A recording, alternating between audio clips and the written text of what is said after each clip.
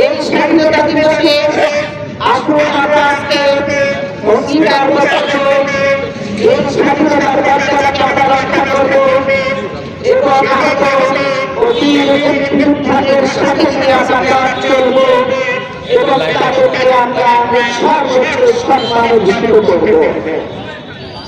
এবং আমি আপনাদের উদ্দেশ্য করতে চাই, সকলের উদ্দেশ্যে আজকে আমরা যে রাষ্ট্র করতে যাচ্ছি সেটি একটি মানবিক একটি সচেতন রাষ্ট্রের সাথে আমরা আগামী প্রজন্মকে উপহার দিতে পারি, সে লক্ষ্যে আমরা একত্রিতভাবে সকলে মিলে কাজ করি। আপনারা জানেন আমাদের প্রিয় প্রধানমন্ত্রী উনি একটি প্রাণ নিয়ে যেতে পারেছিলেন, তার প্রাণ হচ্ছে এই দেশটিকে সুন্দরভাবে মর্যাদার সাথে বলিদান করাবেন। তিনি একের কাজ করতে সম্ভব না, সকলে মিলে তার হাতকে শক্তিশালী করব আমরা, তবে এটা সার্থক হবে।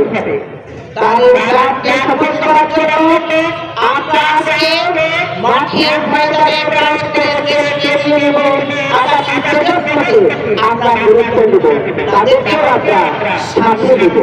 সবাই সংক্ষেপে আপনাদের উদ্দেশ্যে আমি আজকে কথা বলতে চাই যে আসুন নারী পুরুষের সকলে মিলে আমরা একসঙ্গে কাজ করি, তবে দেশ এগিয়ে যাবে। এদেশে নারীরা অর্ধেক, পুরুষরা অর্ধেক, অতএব একটি শ্রেণীকে আমরা পিছনে রেখে কখনো দেশকে এগিয়ে যেতে পারবো না।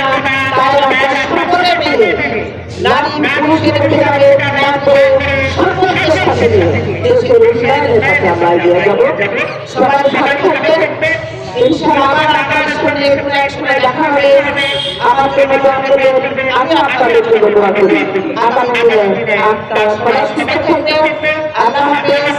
বাংলাদেশ জিন্দাবাদ, জাতীয়তাবাদী দল জিন্দাবাদ।